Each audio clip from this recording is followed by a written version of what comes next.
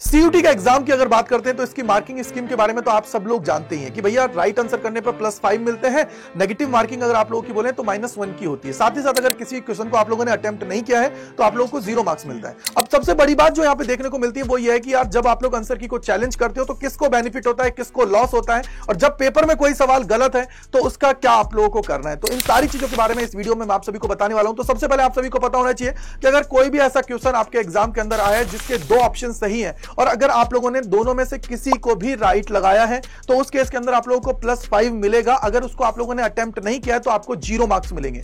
दूसरा, अगर कोई क्वेश्चन है जिसके चारों के चारों ऑप्शंस सही हैं या चारों में से कोई भी ऑप्शन सही नहीं है तो उस केस के अंदर भी वो बच्चा जिसने उसको अटेम्प्ट किया है उसको 5 मार्क्स मिलेंगे। अगर नहीं अटेम्प्ट किया है तो 0 आप सभी को मिलेगा। साथ ही साथ अगर कोई ऐसा क्वेश्चन है जो गलत है, जिसको ड्रॉप कर दिया गया है, तो उसको जिसने अटेम्प्ट किया है उसको 5 मार्क्स मिलेंगे। तो भैया अगर आप लोगों को लग रहा है कि एग्जाम के अंदर ये सवाल गलत है तो कम से कम उसको अटेम्प्ट करके आइएगा। अगर लग रहा है कि 2 ऑप्शन सही है तो उस केस में भी उसको अटेम्प्ट करके आइएगा, जिससे आप लोगों को जब चाहे उसको चैलेंज करें या उसको ड्रॉप किया जाए या जो भी एंटी उसके साथ करेगा उस केस में आप लोगों को बेनिफिट हो। तो आई होप आप लोग समझ गए होंगे। तो भाई अगर अटेम्प्ट करोगे तो ही मार्क्स मिलेंगे, अटेम्प्ट नहीं किया तो मार्क्स नहीं मिलेंगे, चाहे आंसर की को कोई चैलेंज कर रहा है या नहीं कर रहा है उस केस के अंदर। आई होप आप लोगों को समझ में आ गया होगा। तो कमेंट सेक्शन के अंदर जरूर बताइएगा और तैयारी बेहतर करने के लिए मॉक टेस्ट लगाने के लिए ऊपर दिया गया कोड है उसको अप्लाई करके आज ही ज्वाइन करें हमारे लेटेस्ट मॉक टेस्ट को।